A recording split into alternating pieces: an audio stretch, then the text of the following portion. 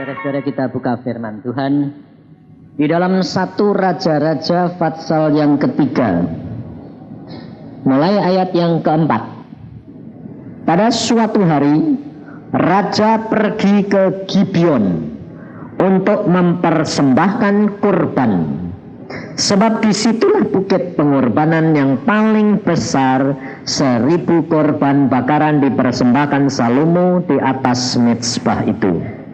Di Gibeon itu Tuhan menampakkan diri kepada Salomo dalam mimpi. Pada waktu malam berfirmanlah Allah, mintalah apa yang hendak kuberikan kepadamu. Lalu Salomo berkata, engkaulah yang telah menunjukkan kasih setiamu yang besar kepada hambamu Daud ayahku, sebab ia hidup di hadapanmu dengan setia, benar, dan jujur terhadap engkau. Dan engkau telah menjamin kepadanya kasih setia yang besar itu dengan memberikan kepadanya seorang anak yang duduk di tahtanya seperti pada hari ini. Maka sekarang ya Tuhan Allahku, engkaulah yang mengangkat hambamu ini menjadi raja menggantikan Daud ayahku, sekalipun aku masih sangat muda dan belum berpengalaman. Demikianlah hambamu ini berada di tengah-tengah umatmu yang kau pilih, suatu umat yang besar yang tidak terhitung dan tidak terkira banyaknya. Maka berikanlah kepada hambamu ini hati yang faham menimbang perkara untuk menghakimi umatmu dengan dapat membedakan antara yang baik dan yang jahat. Sebab siapakah yang sanggup menghakimi umatmu yang sangat besar ini? Lalu adalah baik di mata Tuhan bahwa Salomo meminta hal yang demikian.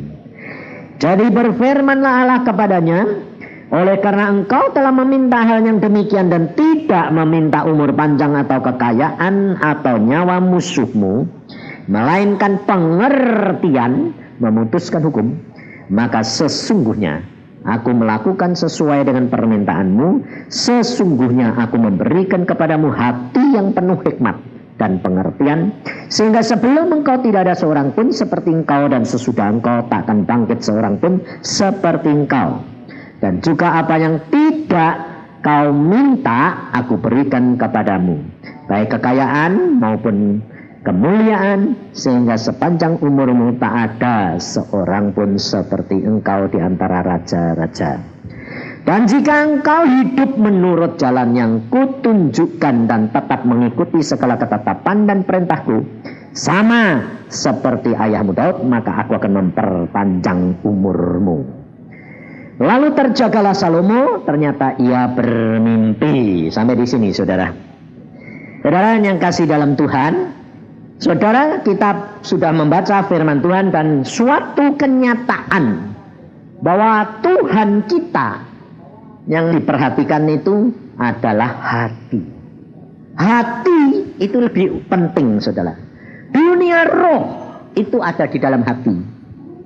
Tetapi kenyataan kita hidup di dunia ini lebih mementingkan dunia roh, hati, atau lebih mementingkan daging? Lebih penting daging.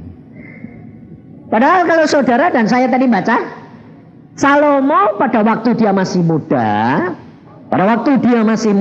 dia diangkat jadi raja, dia sadar ketidakkemampuannya. Dan dia minta kepada Tuhan adalah hati yang bisa menimbang yang baik dan benar. Dan apa yang diminta oleh Tuhan, oleh Salomo kepada Tuhan, tidak hanya itu saudara yang diberikan. Bahkan ada bonusnya. Kekayaan, kemuliaan, ya, terus masih ada yang dijanjikan lagi. Kalau kamu setia ditambah panjang umur. Loh. Maka dari itu saudara, kita itu kalau menjadi orang Kristen, jangan tanggung-tanggung. Sebab kalau nanggung itu rugi. Contohnya kayak Didi. Betul tak? Loh, dia Kristen tak? Kristen, KTP. Ya dah. Jadi jadi Kristen ya Kristen, tapi nanggung. Surga ndak, neraka ndak. Ya toh? Maka dari itu saudara, kita jadi orang Kristen tuh jangan rugi. Sebabnya apa? Sebab kalau saudara tidak mengenal Tuhanmu, engkau rugi. Engkau tidak akan mencapai jatah target yang Tuhan sudah sediakan buat tiap saudara. Tuhan itu mahal luar biasa kasihnya. Setiap orang punya jatah sendiri-sendiri.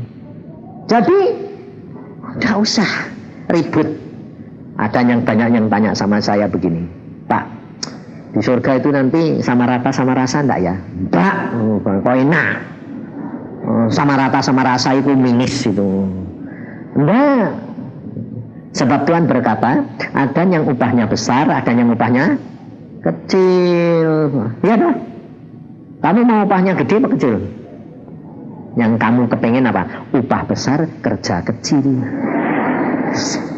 Mana ada? Jadi sekejar jadi orang Kristen tapi kepengennya upahnya gede, mana ada? Tidak ada, saudara. Nah, maka dari itu saudara, kalau saudara itu bisa menggenapi target saja, itu sudah suatu anugerah. Kenapa? Sebab untuk menggenapi target itu tidak gampang, saudara. Coba contohnya saudara tadi, Didik tadi dapat penglihatan persis toh mimpinya sama-sama. Kalau mau toh, sama ketemu Tuhan, tapi mimpi. Loh, mimpi itu saudara tahu, hidup kekristenan itu harus dimulai dari dunia roh. Sebab Yesus itu roh yang menjelma menjadi manusia daging.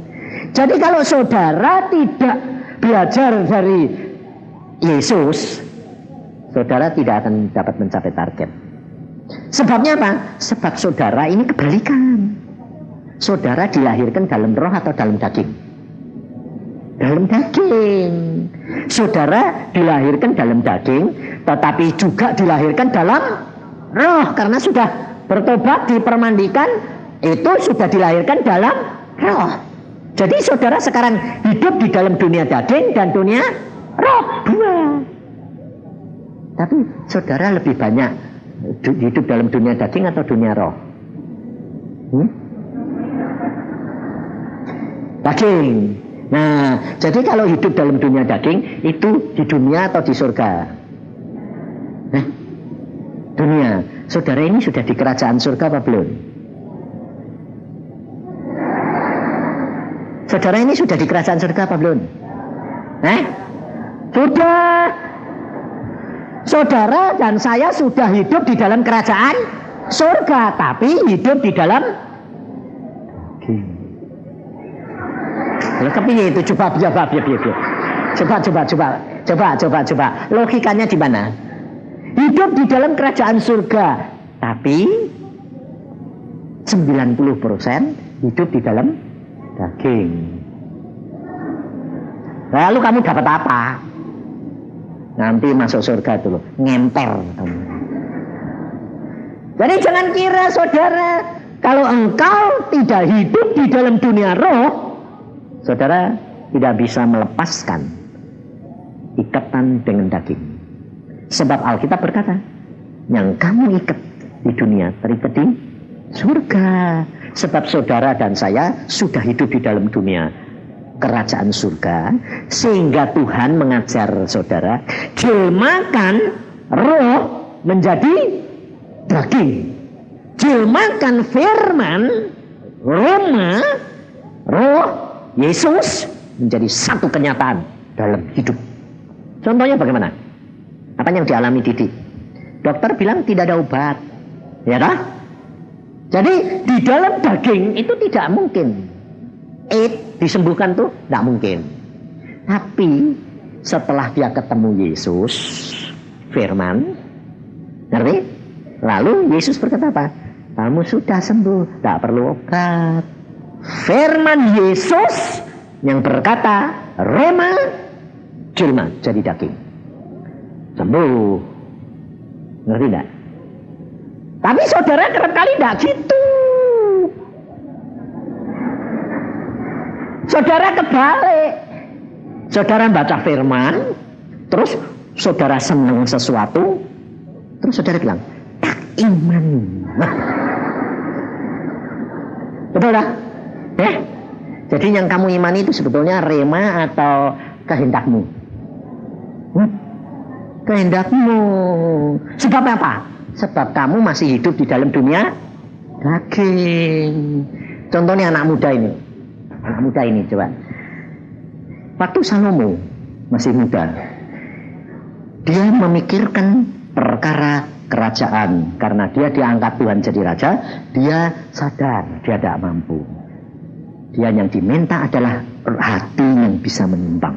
Nah, tetapi saudara, lalu kenyataan setelah dia diberikan kebijaksanaan dan akal budi begitu hebat, lalu semua raja di sekitar Timur Tengah sana kagum-kagum. Biasanya kalau kagum itu lalu ngasih apa? Upeti, persembahan, termasuk anak-anak kepengen punya mantu.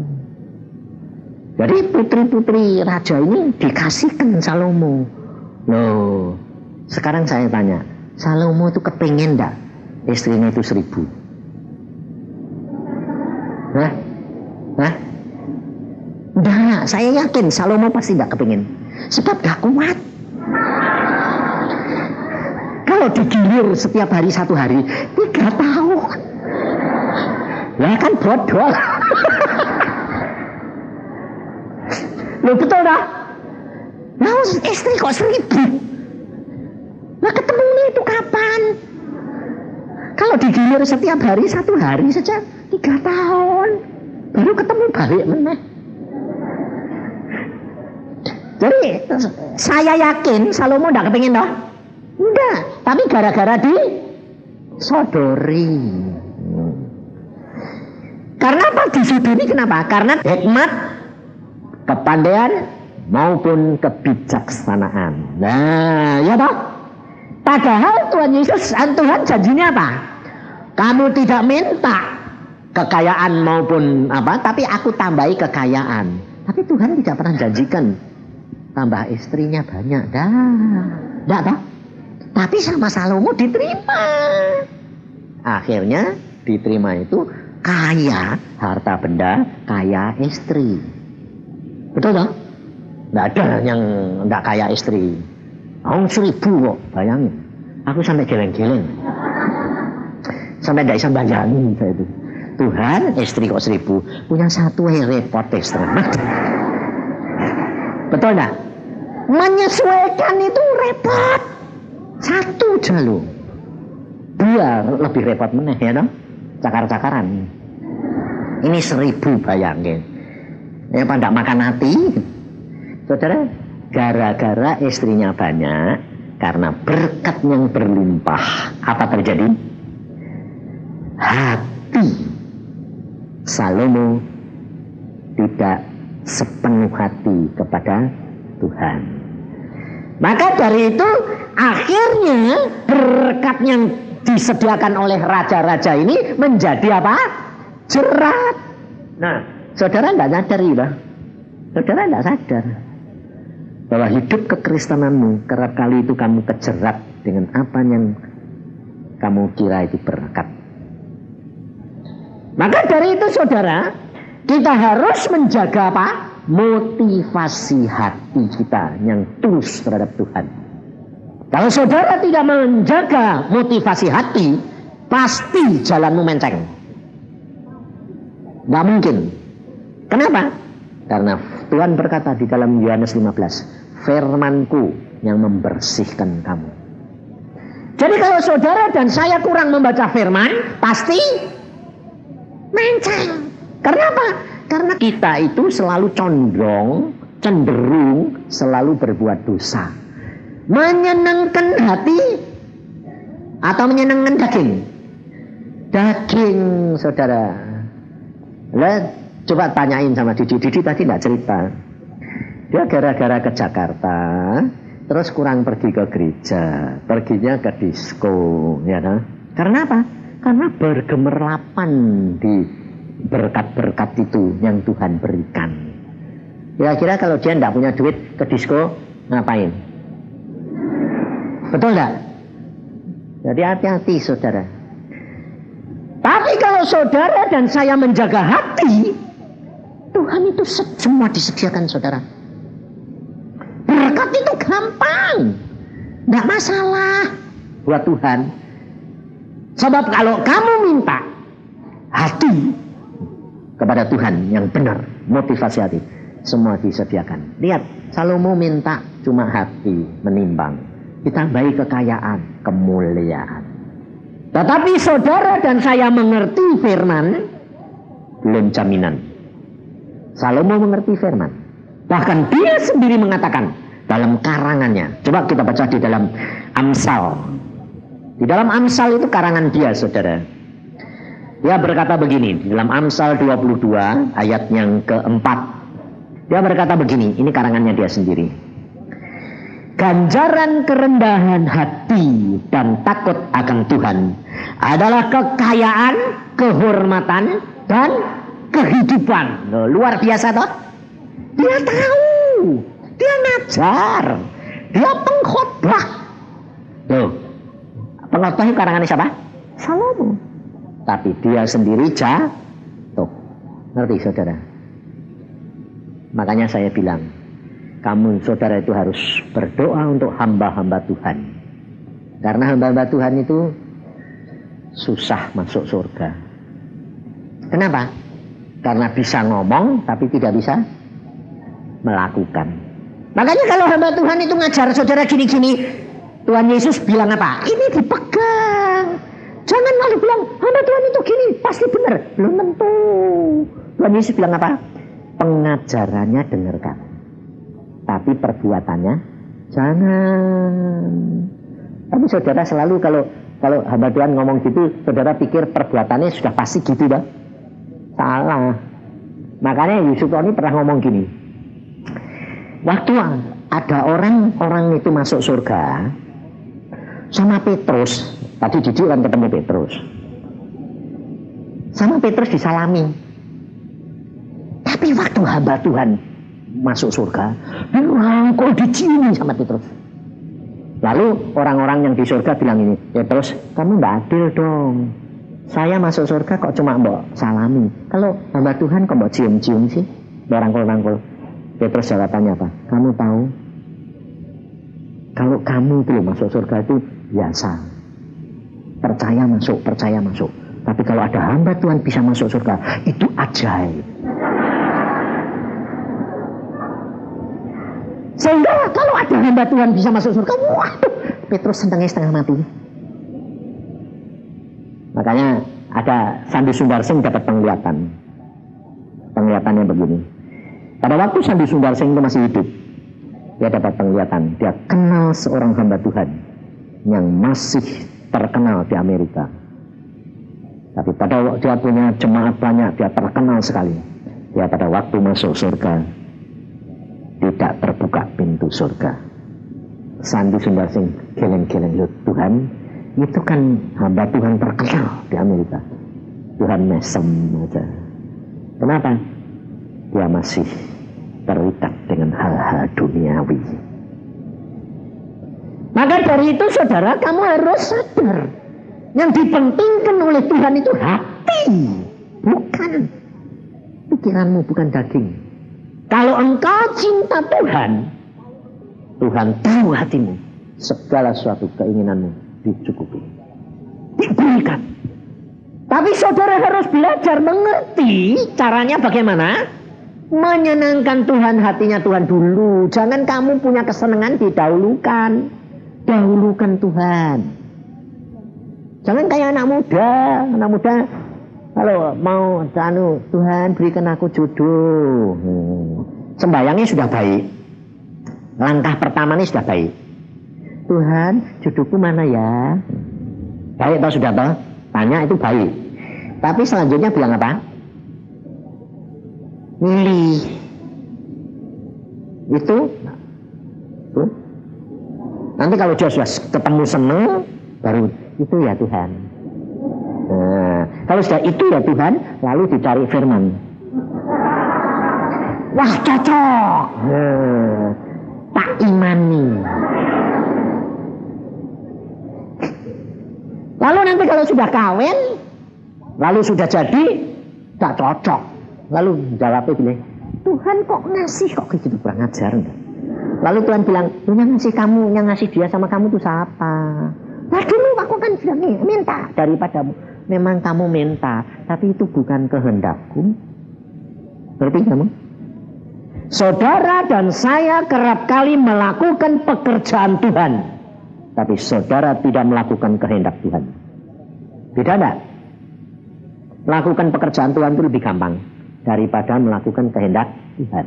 Sebab kalau saudara dan saya melakukan kehendak Tuhan, itu adalah saudara mesti tanya dulu, rema dulu. Baru kamu tahu kehendaknya Tuhan. Yang mana buat kamu? Dan justru kalau Tuhan yang memberikan firman dan kehendak Tuhan, itu tidak masuk akal dan tidak bisa kita terima. Contohnya sobat Didi tadi, Tuhan bilang apa? Harusnya kalau kamu sudah sembuh ya tidak perlu obat. Tapi dia dulunya masih minum obat enggak? Masih. Kenapa? Itu hikmat dunia. Itu bukan kehendak Tuhan. Beda saudara. Lalu kalau ditanya, lu kok masih minum obat? Jawabannya mesti apa? Kan kita diberi akal budi. Kan kita diberi hikmat. Dokter pun itu dijadikan Tuhan. Ya memang. Tapi kalau Tuhan bilang, kamu minum obat, minumlah. Kalau tidak minum salah. Kalau Tuhan sudah berfirman. Ini ada seorang hamba Tuhan. Hamba Tuhan ini selalu mengimani. Dia berkata, percaya jadi. Nah, lalu dia itu dulu terkenal pertama kali karismatik, dia paling getol. Dia dengar firman Tuhan, cari kehendak Tuhan, lakukan. Cari kehendak Tuhan, lakukan. Dengar suara Tuhan, lakukan. Iman. Nah, anaknya sakit, saudara. Anaknya sakit, dia berkata gini, tak imani, mesti sembuh tanpa obat. Tambah lama, tambah parah, plus mau mati. Lalu dokter datang. Ini tidak mau kasih obat, nanti dalam hari ini mesti mati. Akhirnya melihat anaknya menderita kayak gitu, bilang apa? Ya sudah, kasih obat. Tak kuat. Diobatin. Nah, mati. Loh, saudara, ngerti? Kenyataan apa? Karena imanmu goyah, kompromi. Nah, ini beda sama saya. Waktu Iin anak saya sakit, umur 11, pada waktu dia umur 11 sakit, dia kena meningitis, dia panas terus sampai akhirnya saya kasih obat. Saya enggak anti obat, enggak, aku dokter DWO. Nah kalau saya anti obat kan nanti saya praktek udah laku, bangkrut aku. Saya dulunya dokter gigi, tapi tahun 80 saya sudah tak praktek. Nah, saya kasih obat, tidak sembuh, panasnya nggak turun. Akhirnya teman saya spesialis, saya bilang, ini kenapa? Wah, kena meningitis anakmu. Dan nggak ada obat ini, nggak bisa. Genjot apa nggak bisa. Nanti kira-kira 10 hari buta, terus tuli, terus idiot. Wah, repot ini. Aku terus lapor ke Tuhan, saya berargumentasi. Tuhan, anak uji, edannya bocil lah bilang. Apalagi aku nanti mau jadi hamba Tuhan, tapi punya anak edan itu ini aku. Terus saya doa. Tuhan ngomongnya gini, stop semua obat, hanya dengan doa dan puasa anakmu sembuh. Wah, kalau kamu dengar gitu langsung apa? Bilang apa? Amin. Betul? Betul? Tapi kalau Tuhan berfirman begitu itu jangan dikira terus mata jasmanimu itu lihat terus sembuh. Apa bilang?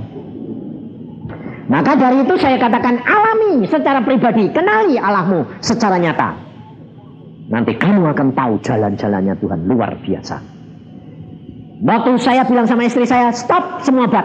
Yang setengah mati itu istri saya. Karena saya kerja di kantor sebagai kepala perawat gigi. Jadi istri saya yang di rumah, teman-teman dokter, apoteker, terus pendeta pada datang, kasih obat dong. Lah istri bilang tidak. Lah yang setengah mati kan dia, dimaki-maki.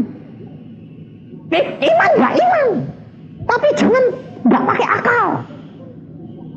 Nah, tapi istri saya hebat. Dia bilang apa? Enggak. Sampai satu teman saya, saudara, teman baik, dia bilang apa? Wah, bapaknya sinting. Anakku diculik. Bayangin, saudara. Dia yang bukan anaknya lebih ribut daripada saya. Lalu dia merencanakan nanti dia cari rumah sakit di Borromeus, minta tempat. Dia sudah merencanakan lusa anaknya tak culik. Dibawakan ambulan, mau dibawa langsung dibawa ke rumah sakit. Bayangin, saudara. Sudah merancang. Nah, waktu itu sudah buta tuli. Jadi teman saya mau ngerancang, istri saya bilang tetap tambah lama tambah buta. Padahal firman Tuhan bilang sembuh. Tak stop obat, langsung lusane lupa, lampunya kok digelapi, terang benderang bilang gelap, mati. Wes buta. Sebentar lagi kita ngomong apa? Wah, bayangin saudara, itu kenyataan. Saudara dan saya kalau dapat rema, itu pasti setan ini tidak senang. Dan engkau pasti diuji. Bertentangan. Saya bilang, mati pun biar. Sebab saya sudah kenal Tuhan. Tidak masalah. Kalau mati biar, toh mesti masuk surga. Nanti bikin lagi. Nah, itu anak perempuan cuma satu kok saya. Laki dua, perempuannya satu. Jadi saya bilang sama istri saya, tidak apa-apa, biar mati ya sudah pulang. Toh nanti ketemu di surga. Saya orangnya nekat, saudara. Sampai teman saya mau nyulik. Tapi malam itu, tak sore itu, Tuhan berkata, anak ini ngomong, Papa, apa? Aku mau pulang. Ya, saudara. Ujian itu, testing iman, itu tidak cuma sekedar kesukaran, harus setia sampai mati. Nah, makanya Didik pun waktu mau disembuhkan Tuhan, mau takut mati enggak? Takut. Jadi ujiannya sampai mati. Tidak bisa, saudara. Saudara bilang, ya jangan toh Tuhan. Kok enak. Mengatur saudara apa Tuhan? Nah maka itu, sehingga pada waktu itu dia berkata, aku mau pulang Pak. Oke, semua keluar. Istri saya suruh keluar, mangkongnya saya suruh keluar. Kenapa? Nangis semua nih. Kan ngaco nanti. Saya yang goyah iman nih, buat-buatan. Bayangin, nangis semua. Menangisnya kayak gini. Kalau nangis tok lumayan, nangisnya udah jangan dong Tuhan, jangan dong Tuhan. Di otot-ototan iman-imanan Tuhan ya kalah. Nah model saya ndak gitu. Ayo semua keluar. Tak tutup pintu nih sama papa sendiri. Mau pulang jam berapa? Jam 3. Oke, saya sembahyang. Pulang, tak antar. Saya orang. Meskipun ada suara gini, katanya Tuhan menyembuhkan, itu hak dia. Kalau dia bilang mau sembuhkan tapi ternyata dibawa pulang, tanggung jawab dia. Sing malu dia. Betul enggak? Loh, kamu bisa berani gitu enggak sama Tuhan? Enggak berani enggak? Enggak berani. Karena kamu belum kenal. Kalau kamu sudah kenal, kamu enggak akan mundur. Saya enggak. Biarin. Saya selalu kalau ngomong terus terang. Nah kalau enggak jadi, sing malu dek nenek. Bukan aku, masa bodoh. Saya bilang sama anak, oke, jam 3 pulang, tak antar papa, ketemu di surga. Saya doa, Tuhan, anak ini mau pulang. Saya baru ngomong gitu, anaknya ngomong, surga enak Tuhan. Ketemu Tuhan ini ngomong-ngomong, tak denger ke? Kalau enak mau Tuhan pulang. Loh, suruh balik Tuhan. Ya balik, enggak apa-apa Tuhan. Tak sukamu. Bentar lagi bilang, setan jahat kamu. Enggak, Tuhan baik. Tuhan itu baik, enggak pernah jahat. Nah, saya bilang, wah dialog ini. Langsung saya sembahyang. Nah, mesti sembahyang saya. Tuhan Tuhan, kalau anakku mbok suruh balik, jamin nanti hidupnya berkenan kepadamu dan tidak akan terhilang. Kalau sampai besar terhilang, lebih baik pulang sekarang. Sebab aku tidak tahu nanti gede ini jadi apa. Ya dah, minta jaminan Tuhan. Tahu-tahu dia jam 3 tepat tidur. Langsung tahu saya. Oh, beres, gak mati. Langsung saya keluar, saya bilang sama istri saya, beres. Beres bagaimana? Pokoknya gak jadi mati.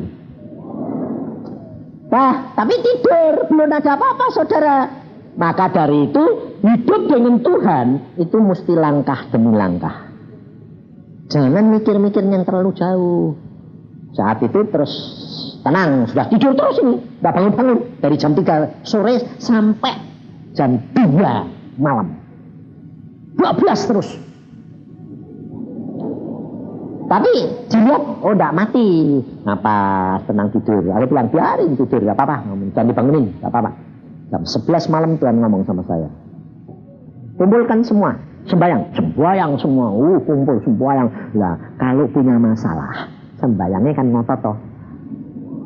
Ya kan? Ngotot. Padahal kalau saya enggak ngotot. Saya kalau punya masalah malah enggak ngotot. Kalau biasa, kalau tidak ada apa-apa, saya sembahyangnya tekun. Jam-jaman. Tapi kalau saya punya masalah, saya enggak ngotot. Kenapa? Saya kenal watak dia. Wong dia itu aneh. Kamu mau, dia enggak mau. Kamu enggak mau, dia mau. Loh, Tuhanmu itu aneh. Makanya aku itu sudah kenal. Aku punya masalah, enggak pernah aku ngotot. Selalu bilang gini, Tuhan, ini loh masalahnya. Mau apa? Terserah. Mau matiin pun terserah. Enggak apa-apa. Terus aku ngucap syukur. Itu tak. Tapi kalau saya tidak punya masalah, doa terus jam-jaman. Makanya setan tahu, dikasih masalah, dia tidak pusing kok. Dan Tuhan tahu, anak ini tak kasih masalah, malah sembayangnya seenaknya. Tidak punya masalah, sembayangnya tekun, kebalikan sama kamu. Kalau dikasih masalah, tekun. Tidak ada masalah, kurang. Lah Tuhan kan kepingin dekat sama kamu, jadi dikasih masalah. Makanya masalahmu itu tidak barbar. Kenapa? Nah, karena kalau ada masalah, kamu ngotot. Salah, saudara. Tidak ada masalah, cinta Tuhan. Ada masalah, ngucap syukur. Dia bertindak. Wong dia maha kuasa. Dia berkata, akulah jalan kebenaran dan hidup. Saudara tidak usah takut. Iya dah? Saudara tidak perlu takut. Dia jalani kok. Yang punya dia. Segala-galanya yang punya dia. Ngapain pusing-pusing? Santai aja. Makanya pada waktu itu saya bilang, apa Tuhan? Doa. Ya doa. Nyembah, ngucap syukur, bahasa lidah. Toh. Gak minta apa-apa dah. Tapi bapakku, mamaku. Aku bilang, wes lah Tuhan mong. Dan ini ngotot. Toh memang Tuhan sudah janji ya wis. Jam 2 Tuhan berkata, lihat. Kaget dong. Apa yang tak lihat? Aku dikasih penglihatan. Ada kera 2. Didadani Iin. Loh ada setan. Oh ini yang gara-gara bikin panas terus ini toh. Aku bilang dalam nama Tuhan Yesus, setan kera pergi. Dia pergi. Nemplok ngene gegere istri sih. Loh, yang ini di sini. Pindah saudara. Tapi dia tahu ini di gegerku. Dia bilang. Aku bilang enggak boleh. Ayo pulang. Kamu dari mana? Dari Linggarjati loh. Luar sana, pulang. Bangun, buka mata. Loh, papa, mama, tuh kok kumpul semua kenapa? Loh, gitu.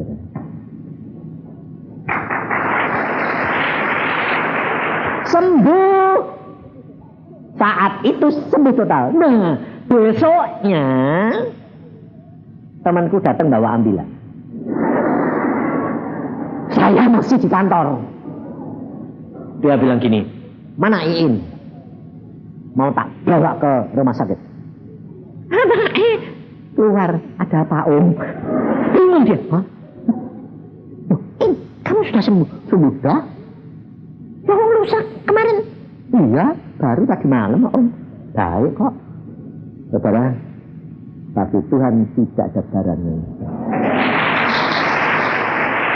Maka dari itu saudara, hiduplah dengan Tuhanmu. Kau tidak perlu takut apapun yang terjadi, tidak perlu takut. Aku ngalami semua. Yang namanya lumpuh pernah. Nah, nyatanya saya sembuh, enggak kurang-kurang artinya lumpuh kan. Biasanya dia lumpuh kan, tidak bisa sempurna toh. Saya mana sempurna? Wong Tuhan bilang sembuh, benar. Mati pernah. Makanya saya bisa cerita orang mati. Kalau mati itu gampang. Napas berhenti 3 kali tarik napas, terus keluar. Nanti yang keluar persis kamu. Makanya saya lihat keluar, kok ada Yusa 2. Oh itu tubuh, oh ini jiwa sama roh. Saya bisa cerita saudara. Lalu saya bilang gini, oh Yusa mati. Wah, saya mengucap syukur. Tidak seperti Didi. Nah Didi belum kenal pada waktu itu. Sekarang saya yakin dia tidak takut mati. Saya bilang, Tuhan aku pulang. Aku mati. Langit terbuka. Saya ketemu Tuhan Yesus duduk di atas tahta. Aku bilang, Tuhan aku pulang. Tuhan ini mesem gini. Tak boleh. Bayangin saudara. Aku bilang, Tuhan aku mau pulang. Tugasmu belum selesai. Nanti aku jemput kamu sendiri. Aku kepengen pulang. Nah, selesaiin tugasmu dulu. Terus aku bikin alasan. Jantungku berhenti. Aku bilang gini. Tuhan bilang apa? Tidak masalah. Jantung berhenti kok tidak masalah. Kalau tidak Tuhan itu siapa lagi bayangin. Dia cuma gini. Lihat. Saya bilang, ada apa? Tangannya ini. Ting. Sinar. Masuk ke jantung saya. Meledak. Jalan. Aku bilang, jalan. Jantungnya tutup, jalan. Ayo masuk. Nggak mau. Tangan Tuhan itu jadi panjang. Saya dijumput tok. Dilempar. Masuk. Kalau saudara itu nggak ngalami. Saudara takut mati. Benar? Ini di Cirebon. Om ini tanya sama saya gini. Pak, istriku itu tidak bisa bertobat sih Pak. Loh, kamu sudah bertobat berapa lama? 15 tahun. Nah, kenapa istrimu tidak bertobat? Tidak tahu Pak, tidak mau diajak ke gereja aja tidak mau. Saya bilang gini, Tuhan ini kasihan dong Tuhan. Tuhan dia bilang apa? Dia beriman tapi tidak pernah berbuat. Aku yang ngomong gitu.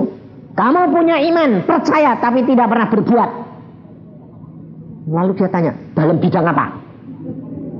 Wah, aku bingung ya kan.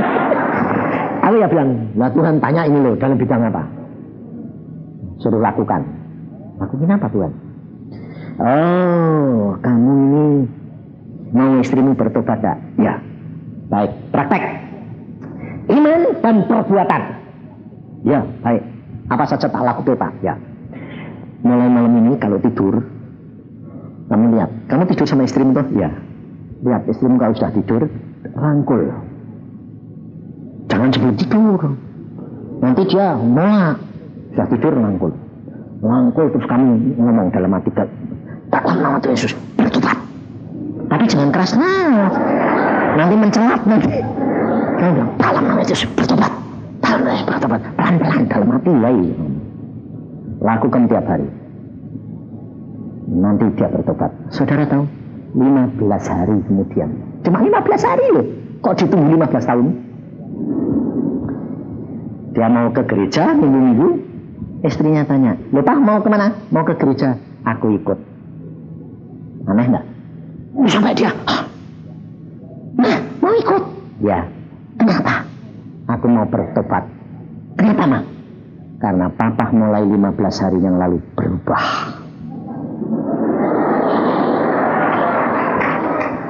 Berubahnya bagaimana? Selama kamu kawin sama saya tidur, tidak pernah ngerangkul. Tapi mulai 2 minggu yang lalu, setiap malam aku mau rangkul. Kita kan tidak tahu pikirannya dia toh. Tapi Tuhan tahu pikirannya Nyai. 15 tahun bertobat tapi tidak pernah mengasihi dengan kenyataan. cuma teori. Lalu Tuhan nggak bilang tiap malam rangkul, enggak. Harus bertindak dengan iman, angkingin dalam nama Yesus bertobat, tapi bertindak dengan praktek. Iman tanpa perbuatan hati. Kamu punya roh, tapi kamu punya daging. Dunia membutuhkan apa? Daging, kenyataan. Maka dari itu bertobat, saudara. Lalu ditemuin saya, Pak, ini loh istri saya bertobat, luar biasa ya Pak, tapi dia tidak berani cerita. Aku tak rangkul, tak tengkingin. Lalu saya tanya sama istrinya, lalu bagaimana Bu, sekarang tiap malam dirangkul apa enggak? Oh terus Pak. Ngerti enggak saudara? Jadi saudara hidup di dalam Tuhan, tapi saudara juga harus sadar, hidup di dalam dunia perlu kebijaksanaan. Jangan keminter. Sebab anak muda kalau sudah mulai baca firman, lalu dengar suara Tuhan, orang tuanya dilawan. Pokoknya Tuhan ngomong gini, ya salah, gak bijaksana itu saudara. Saudara harus bijaksana, sebab saya dulu pernah salah sama bapak saya. Pada waktu saya umur 21, saya diundang ke Amerika untuk sekolah. Saya bilang, Pak, saya mau pergi sekolah teologi. Bapak saya bilang apa? Kamu harus sekolah dokter. Saya bilang apa? Kalau saya mengasihi papa lebih daripada Tuhan, tidak layak jadi muridnya Tuhan. Papa saya langsung matanya melotot, piring dipecah, tak buang kamu. Putus hubungan. Saya bilang, tidak apa-apa. Tapi sebelum itu Pak, saya masuk kamar doa. Salah ternyata saudara. Doa puasa 3 hari 3 malam, Tuhan nemuin saya sendiri. Tuhan Yesus berkata begini, anak, dengar kehendak orang tuamu, turuti kehendak orang tuamu. Nanti pada waktunya aku panggil kamu sendiri. Jadi jangan menentang, karena firman Tuhan berkata, hormati orang tuamu. Jadi dalam dunia daging perlu. Sehingga akhirnya saya sekolah kedokteran gigi, dan jadi akhirnya Tuhan bilang, sekarang lepas. Makanya anak saya Iin disuruh sekolah ke Belanda. Sama Tuhan bilang, kirim ke Belanda. Gak punya duit Tuhan. Aku yang nyekolahin bukan kamu. Udah sana kirim. Ya wis. Bayangin saudara.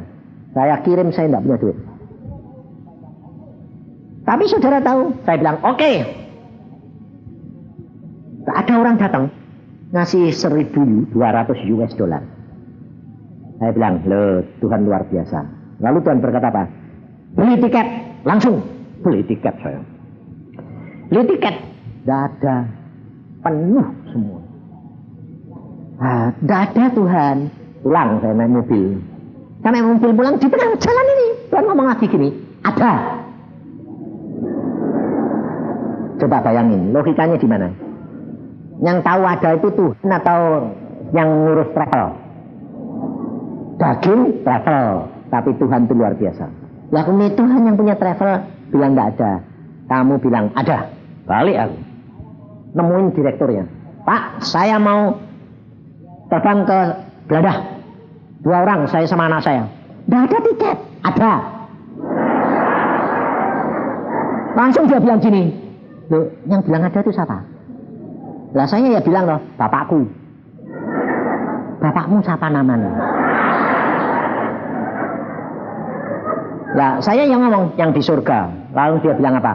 Oh, gituin saudara. Padahal orang Kristen loh. Orang Kristen itu yang gitu itu. Orang Kristen saudara, saya dimana gila gini. Saya bilang, ada. Langsung dia bilang, kalau ada pakai apa? Digituin saya. Saya bilang, Tuhan pakai apa? SQ, Singapore Airlines. Apalagi Singapore Airlines? Pokoknya ada. Dia langsung gini. Wah repot, urusan sama orang gila. Bayangin saudara. Saya ngalami sendiri itu. Terus akhirnya apa? Anda telex ke Singapura. Kalau tidak ada, telex kita bayar. Tapi kalau ada, aku tidak mau bayar. Telex ya. Ya sudah, ngurusin orang gila. Tapi dikerjain telex. Saya langsung ditelepon. Saya pulang, langsung ditelepon Singapore Airlines. Mr. Cipto, ya. Ada 2 tiket. Aku bilang, Bagaimana bisa ada? Pas namamu masuk, ada 2 orang suami istri mengundurkan diri.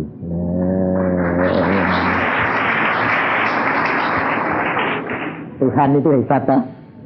Iya, makanya tidak usah bosen. Tapi kalau nurut rema itu dianggap kayak orang gila. Tapi kamu takut dianggap orang gila toh? Sebabnya apa? Malu toh? Malu itu gengsi enggak? Sombong. Makanya enggak lihat mujizat. Saya enggak peduli. Akhirnya saya punya. Saudara tahu saya punya tiket, enggak punya visa.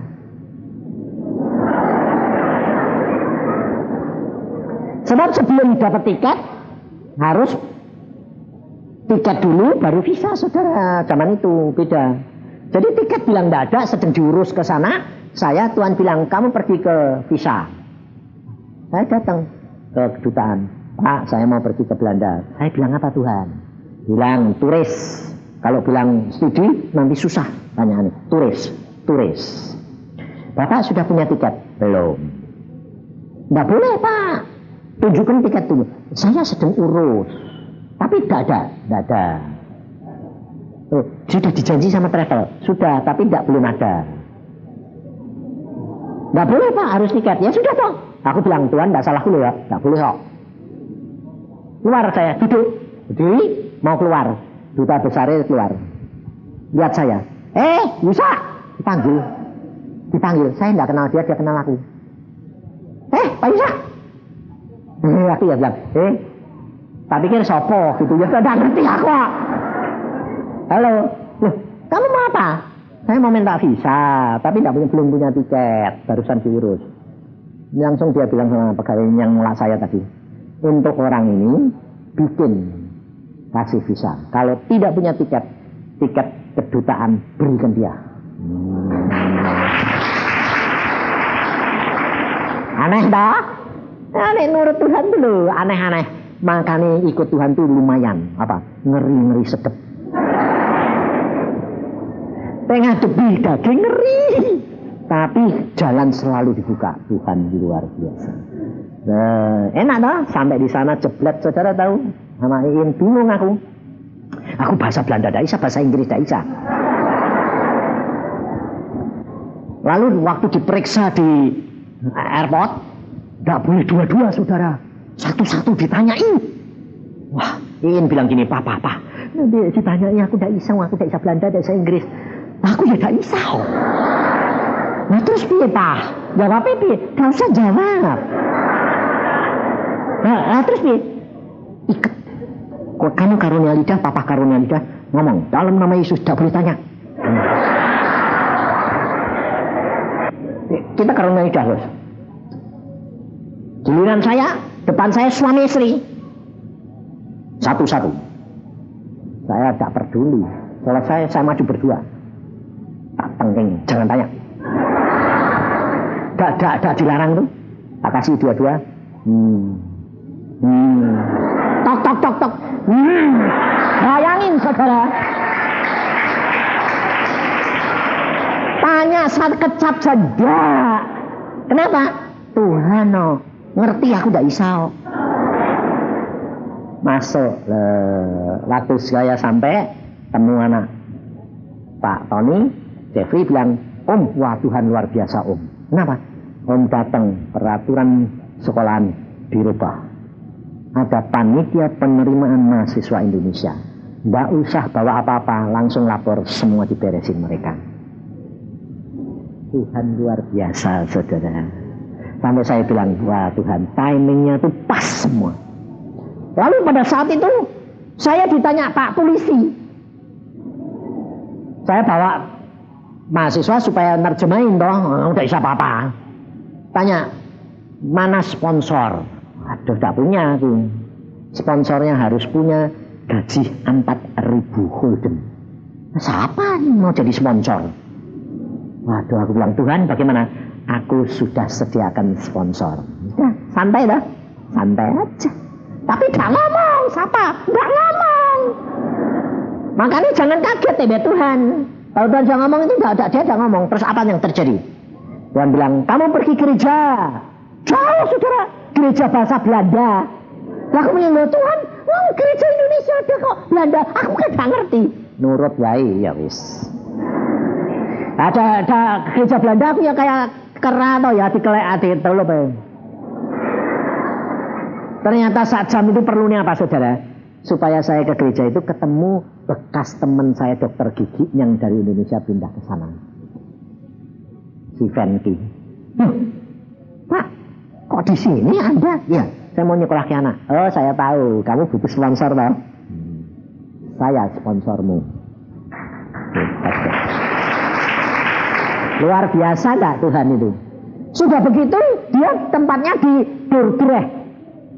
Iin di Delft. Dikirim sponsor itu surat. Saudara tahu, saya bawa ke kantor polisi. Polisinya bilang apa? Tidak boleh. Sponsornya harus orang yang hidup di Delft. Mateng. Aku terus bilang gini sama Tuhan, Tuhan ini bagaimana? Tuhan jawabnya apa? Tanyain. Aku ya bilang sama dia, tanyain apa Om? Oh ya, tanyain apa? Tuhan ngomong gini, tanyain, kamu tuh polisi enggak? Lucu enggak? Lah kok aku ya nurut lah itu ya, Om dia memang ya polisi. Aku bilang gini, kamu polisi enggak? Tanyain, kamu polisi enggak? Lah polisi nih ya, bingung tuh ya. Udah aku polisi. Dia bilang, aku polisi. Terus aku bilang, ya polisi toh Tuhan. Terus Tuhan ngomong apa? Yang ngecap surat ini siapa? Tanya, yang ngecap surat ini siapa? Kan polisi toh? Di Dordrecht. Kamu polisi, dia polisi. Kok kamu gak percaya mbak polisi? Langsung dia manggil begini. Oh ya aku yang gila ya. Lalu ini polisi Belanda, aku ya polisi Belanda. Kok aku tanya gak percaya mbak polisi? Terus langsung, oke, beres. Saudara Tuhan. Maka dari itu kalau saudara itu berjalan dengan Tuhan, langkah demi langkah, saudara tidak perlu takut. Jangan minta gini. Enggak. Tuhan tuh senang bikin ketegangan. Tapi selalu ada jalan keluar. Itu Tuhan kamu. Seneng dah ikut Tuhan. Makanya aku bilang, ikut Tuhan tuh seneng. Ngeri-ngeri sedep. Tidak masalah saudara. Engkau akan melihat kemuliaan Tuhan demi kemuliaan Tuhan. Asal kamu membayar bagianmu. Tuhan akan bayar. Yang penting, saudara perhatikan Salomo. Salomo pada waktu dia tua, dia tidak dengan sepenuh hati ikut Tuhan. Akhirnya Tuhan marah. Maka dari itu saudara dan saya, jaga motivasi hati. Selalu berkenan kepada dia. Dengan segenap hati dahulukan dia. Maka dia akan mendahulukan kamu. Amin. Mari kita berdoa. Tuhan Yesus, firman-Mu sudah hamba sampaikan. Dan Engkau lihat keadaan anak-anak-Mu di tempat ini. Tidak ada seorang pun di antara mereka yang tidak punya masalah. Maka dari itu Tuhan, apa yang Engkau katakan hamba sampaikan. Saudara, ingat bahwa Tuhanmu tidak pernah berubah. Saat ini katakan masalahmu di hadapan dia. Tapi ingat, jangan kehendakmu, tetapi biar kehendak dia yang jadi. Kamu boleh minta, tapi jangan minta-minta seperti seorang pengemis. Tuhan Yesus di Taman Getsemani pun minta. Tapi dia berkata, kehendakmu yang jadi. Maka dari itu angkat tanganmu, katakan, berikan masalahmu kepada dia. Ngomong. Jangan diam. Jangan mengatakan bahwa engkau tahu Tuhan masalahku. Tidak. Tuhan mau supaya mulutmu mengakui dan ucapkan. Banyak anak-anak Tuhan yang sudah mempraktekkan.